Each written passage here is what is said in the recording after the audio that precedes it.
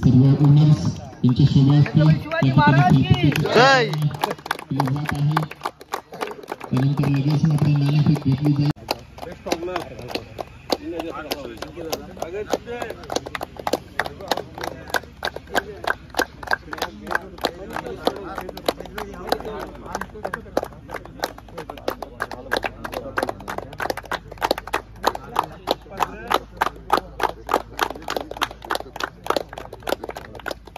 पावलांचा रणप घेऊन कौस्तुभ आपल्या संघासाठी सामना करतो गणेश.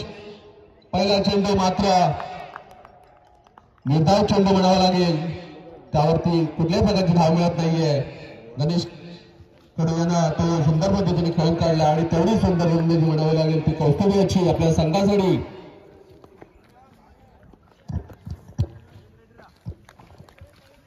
या सामन्यांदरम्यान फक्त 4 षटकांचा खेळ होईल याची सर्वांनी दक्षता घ्यायची. पुढचा चेंडू कौस्तुभाचा गणेश याला आता मात्र पुन्हा एकदा निर्धाव चेंडू म्हणावा लागेल तो कौस्तुभाचा. गणेश कडूला तो काही समजला नाही, कळला नाही आणि निर्धाव चेंडू. धावसंख्येत कुठल्या प्रकारची वाढ नाही, धावसंख्या दिसते 0. खरोखरच एक सुंदर पद्धतीची गोलंदाजी म्हणावी लागेल तो कौस्तुभाच्याकडून आपल्या संघासाठी. सामना करतो गणेश. पुन्हा एकदा कौस्तुभ. आता मात्र गणेश याला माझ्या सुंदर फटका झेलतोय की नाही आणि मात्र गणेश हा 0 धावसंख्येवर बाद होतोय. कल्पेश खरोखरच एक सुंदर पद्धतीची गोलंदाजी म्हणावी लागेल ती कौस्तुभाची. गणेशाला आपल्या अनुभवाचा कोणताही फायदा मिळाला नाही तो या चेंडूवरती. आतापर्यंत षटकातील 3 चेंडू झालेले आहेत. गडी बाद होतो तो 1, धावसंख्या होती ती 0.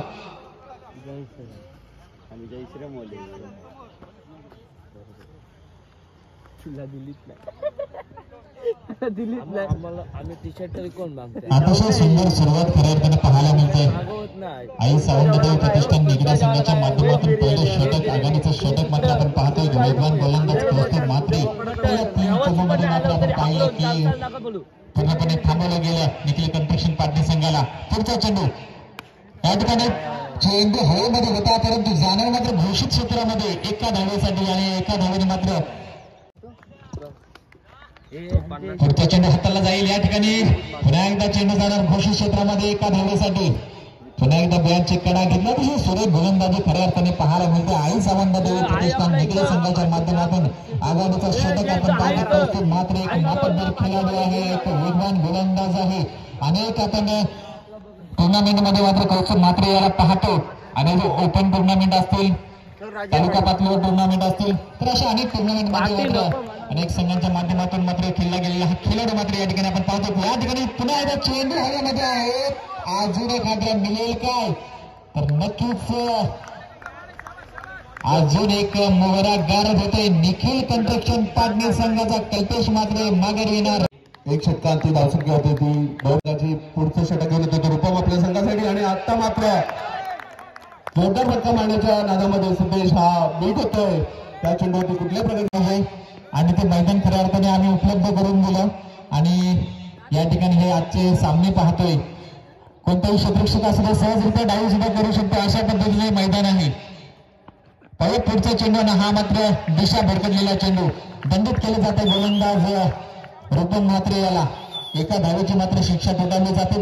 होतं त्यांचं सुद्धा आम्ही या स्पर्धेच्या माध्यमातून त्यांचा आभार व्यक्त करतो. तर होतो मैदानाकडे. पुढचा चेंडू हाताला जाईल. सामनाकडे सिद्ध शिंदे. यावेळेस मात्र पॉईंटच्या दिशेने चेंडू मात्र फेकून दिला आहे.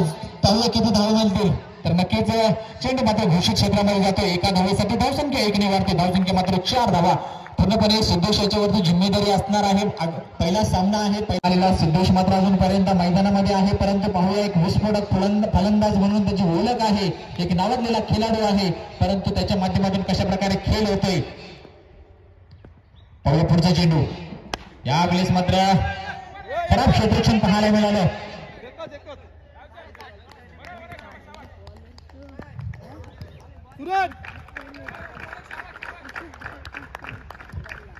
खरोखरच भेदक गोलंदाजी म्हणावी लागेल ती रूपम याची जोडी आहे ती म्हणजे सिद्धेश आणि प्रज्वल. आपल्या संघासाठी पुढचा चेंडू घेऊन येतो तो रूपम. पुढचा चेंडू रुपम याचा. आता मात्र कोशी क्षेत्रामध्ये एक धाव मिळते.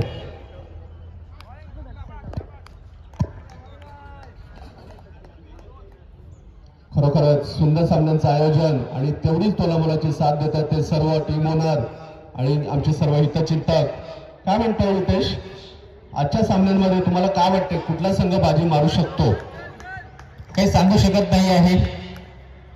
सहाच संघ आहेत. आपण जेव्हा आपण पहिले पर्व आपण पाहिले होते तिथे मात्र 8 संघ होते. या ठिकाणी आपण 6 संघ. तर प्रत्येक संघामध्ये तगडे खेळाडू आहेत.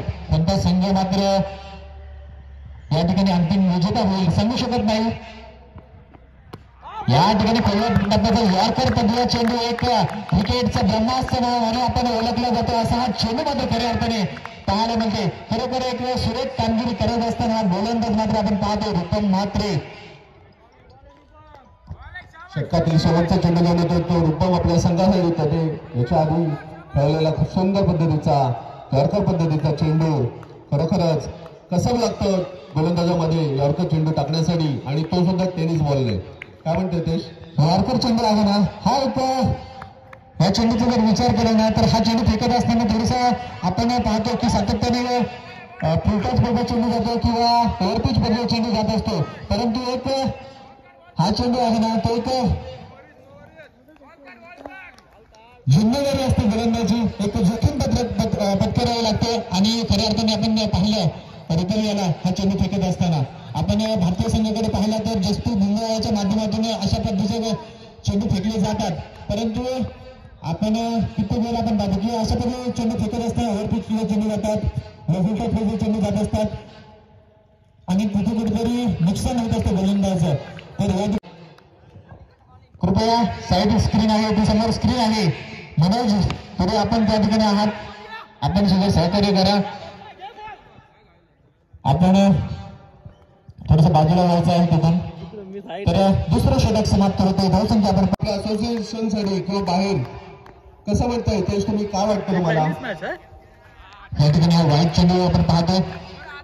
प्रज्वलाचा जर विचार केला ना दादा तर पाटणी संघासाठी सातत्याने सलामीची भूमिका पार करत असतो. परंतु या सामन्यामध्ये आपण पाहतो 4 नंबरच्या भूमिकेमध्ये फलंदाजीसाठी आलाय. सिद्धेश सुद्धा मवन 11 आनंदनगर संघासाठी सलामीच्या भूमिकेमध्ये आपण पाहतो. 2 विस्फोटक फलंदाज आहे. नक्कीच मला वाटतं की या 3ऱ्या आणि 4थ्या षटकामध्ये एक चांगला समाचार घेतला जाईल गोलंदाजाचा. पण कुठेतरी अडचणी सापडलाय पाटणी संघ. या ठिकाणी चेंडू होण्यामध्ये आहे, झोल होणार की नाही नक्कीच मोहरा टिकला जातोय. खरोखरच सुंदर गोलंदाजी म्हणायला लागेल ते, कारण आई चावंडादेवी दगडे संघाला आपला सूर गवसलेला आहे. तत्पूर्वी मात्र गचाल कामगिरी करतात ते निखिल कन्स्ट्रक्शन पाटणी संघ. थोडस आत्मचिंतन करावं लागेल ते पाटणी संघाला, कारण जर समोर एवढा मोठा प्रतिस्पर्धी असताना तुम्ही जर अशी कामगिरी करता ही थोडीशी कुठेतरी लाजिरवाणी गोष्ट आहे आणि त्याचं कुठेतरी आत्मचिंतन करावं लागेल ते पाटणी संघाला, कारण तुमच्याकडे खूप सुंदर आहे. त्यामुळे विचार करून ठेवावा लागेल. जमेची बाजू एकच असेल सिद्धेश शिंदे यांच्यासाठी की ते नॉन स्ट्राईकला आतापर्यंत आहेत आणि पहिल्या षटक 2 धावा 2 विकेट, त्यानंतर 8 धावा.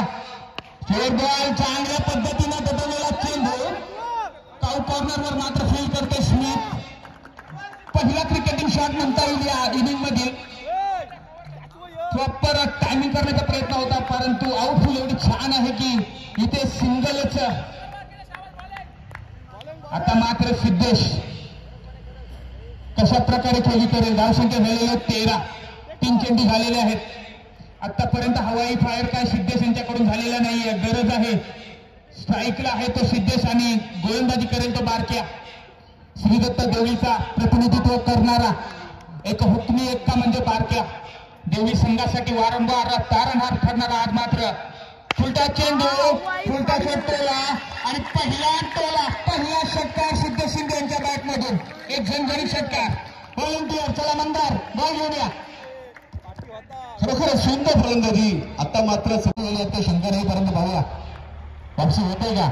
अखोट टप्प्याचा चेंडू वेगाला लावलाय निर्विकेटच्या दिशेने. चेंडू जाणार सीमा रेषेच्या बाहेर. 6 धावांसाठी अजून एक खणखणीत षटकार. धावसंख्या 6 ने वाढते. धावसंख्या मात्र 25 धावा. 3 गोलंदाजांच्या मोबाईल हाताला जाईल खेळपट्टीवर पेशीवरती चेंडू शिल्लक असणार आहे. चेंडू हवेमध्ये आहे, हादरा मिळेल का, झटका मिळेल का, आणि झेल सुटला होता परंतु शेवटच्या क्षणी मात्र प्रणय याने हा झेल टिकला आणि एक मोठी मासली गळायला लागली बारकट तांडेल यांच्या. बरोबर अतिशय सुरेख गोलंदाजीची आणि वापसी म्हणावं लागेल. जरी 2 षटकार दिले असले तरी एक महत्वपूर्ण त्याला प्रत्युत्तर करण्यासाठी आपण पाहतोय पवन तांडेल. चेंडू हवेमध्ये आहे, झेल होणार की नाही, झेल केली आपण पाहतोय.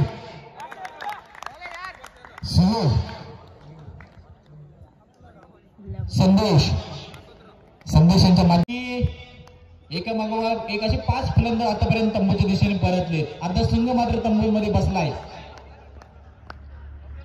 स्ट्रायकरला आपण पाहतोय सागर शिंदे. 8 फूट टप्प्याचा चेंडू आणि चेंडू जाते डिक्लेअर क्षेत्रामध्ये.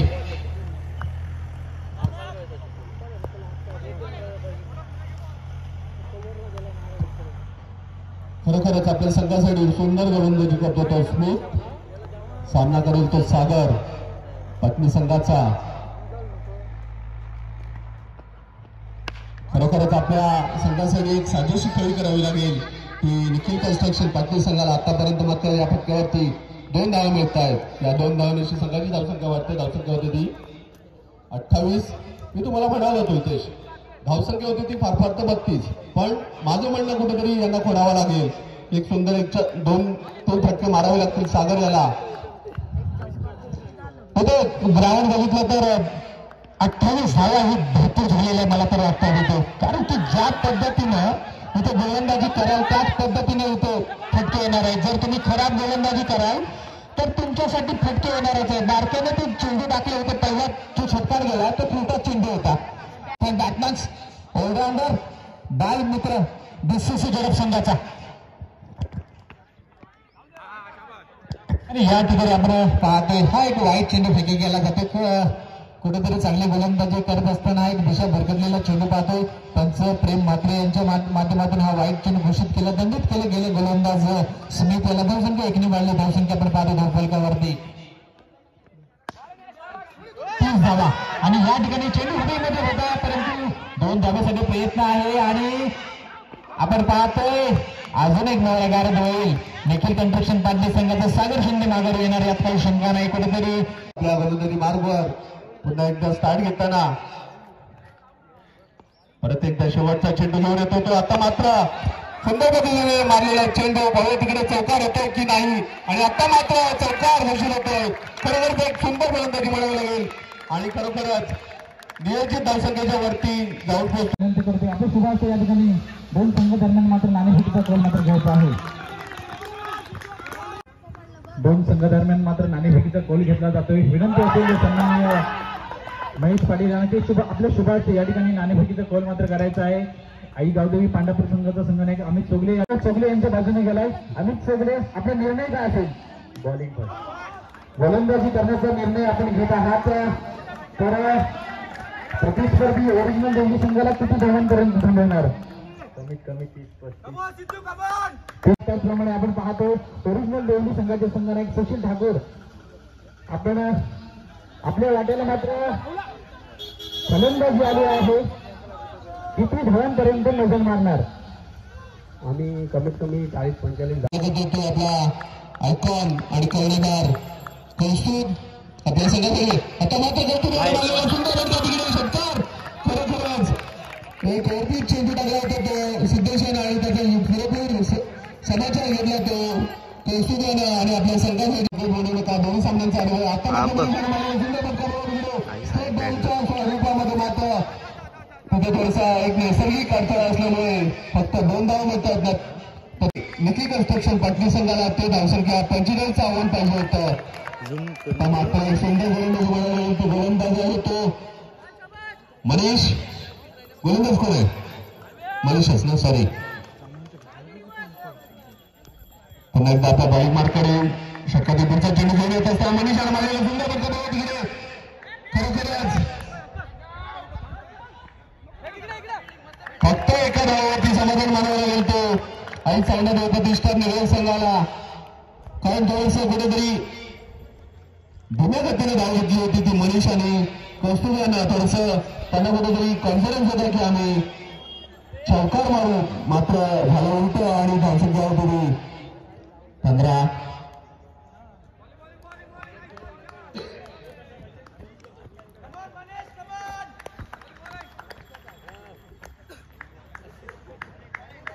पुढचा चेंडू घेऊन येतो तो मनीष आपल्या संघासाठी सामना करतो. कौस्तुभ आता मात्र कौस्तुभाला मागे उंच पक्का बॉल तिकडे झेलसाठी जातोय की नाही, मात्र झेल टिपलाय आणि फलंदाज बाद होतोय.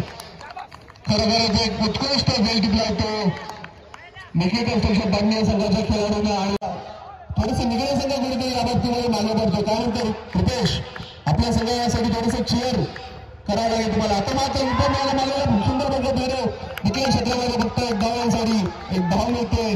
धावसंख्येद्वारा धावसंख्या दिली 16. षटकातील शेवटचा चेंडू आतापर्यंत 5 चेंडू डिलिव्हर करून झालेला आहे. षटकातील शेवटचा चेंडू दुसऱ्या षटकांतील धावसंख्या किती होते ते पाहावं लागेल. ती ऐसावडी प्रतिष्ठान निगडी संघाची पुन्हा एकदा आपल्या संघासाठी सामना करतो तो रूपम. आता मात्र रुपमाने मला सुंदर फटका बघा तिकडे झेलसाठी जातो. झेल होतोय की नाही आणि पुन्हा एकदा झेल आणि आता मात्र रूपम आपली विकेट गमावतोय आणि निखिल कन्स्ट्रक्शन पाडणे संघाच्या थोड्याशा गोतामध्ये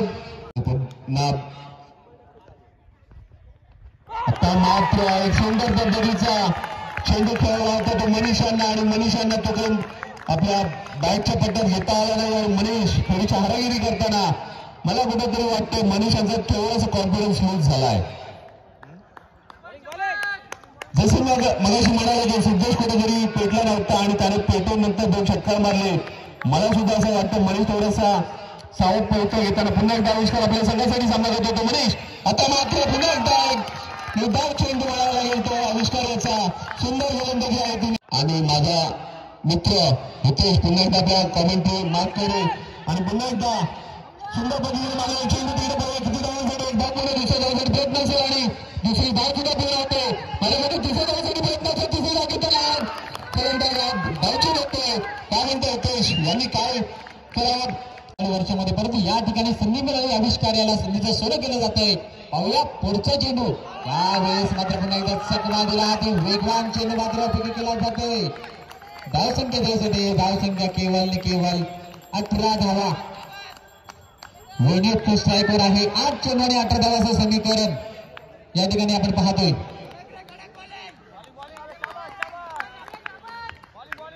9.00च्या सरासरीने मात्र धावा जमा करायच्या होत्या आणि या ठिकाणी कुठेतरी विपरीत परिस्थिती. चेंडू हवेमध्ये आहे, जाईल का सीमा रेषेच्या बाहेर तर नक्की चेंडू मात्र फेकून दिलाय लंडन सीमा रेषेच्या बाहेर. 6 धावांसाठी खणखणीत षटकार. खरोखर एक संजीवनी म्हणावा लागेल आहे षटकार. पाहायला गेला तर कुठेतरी अडचणीत सापडला होता आईच आनंद प्रतिष्ठान निगडे. परंतु मी म्हटलं होतं हा युवा खेळाडू आहे, चालू वर्षामध्ये चांगल्या फॉर्म मध्ये असलेला हा खेळाडू आहे आणि त्याच्या माध्यमातून हा एक नजराना पेश करत असताना चेंडू मात्र भिडकावून दिला लॉंगॉन सीमारेषेच्या बाहेर. तेवढ्या स्पीड मात्र सीमारेषेच्या बाहेर फेकून दिला. पाहूया पुढचा चेंडू.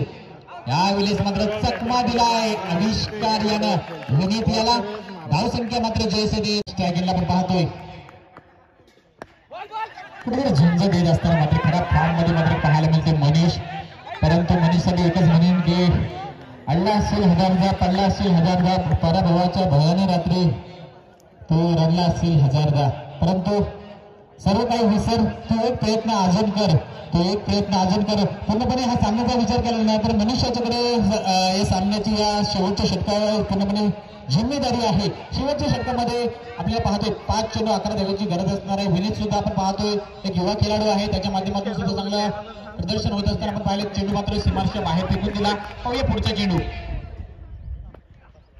यावेळेस मात्र चकमा दिलाय सुरेख कामगिरी.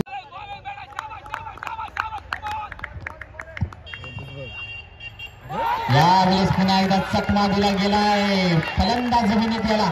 बघा या खेळाडूबद्दल बोलायचं झालं आता आपण ऑप्शन मध्ये आपण पाहत होतो की शेवटच्या क्षणी हा खेळाडू मात्र निखिल कन्स्ट्रक्शन पाडणे संघाच्या ताफ्यामध्ये गेला आणि खरोखर एक कारवी साबित होत असताना आपण मैदानाच्या आतमध्ये पाहायला मिळतो. खरोखरच जो प्लेअर हिरा असतो ना हिरा त्याला कुठेतरी पहिली पाडण्याचं काम हा कर्णधार किंवा आपले टीम मेंटर करत असतात. आणि त्यांनी निखिल कन्स्ट्रक्शन पाटणी संघाने खरोखर हा हिरा आपल्या संघामध्ये घेऊन आपल्या संघासाठी एक नावलौकिक पुन्हा एकदा परत आणला आणि पुन्हा एकदा आता मात्र एक नैसर्गिक अडथळा म्हणावा लागेल 2 धावा असत्या कारण तिथे होईल का फलंदाजी मनुष्याच्या माध्यमातून, परंतु या ठिकाणी खराब केलं. पंच प्रेम मात्र एक निर्णायक चेंडू घोषित केला गेला.